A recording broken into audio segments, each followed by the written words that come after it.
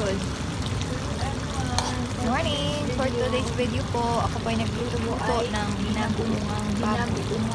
Yan po kasi ay order sa akin. So, dahil po isa akong PWD, yan po ang aking tawag nito.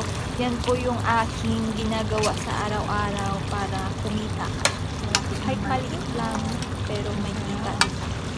So, ayan po, kung gusto niyo po magpaluto ng mga ulam sa akin, baka po pwede niyo rin po ako kontakin para po may sideline kapag luluto.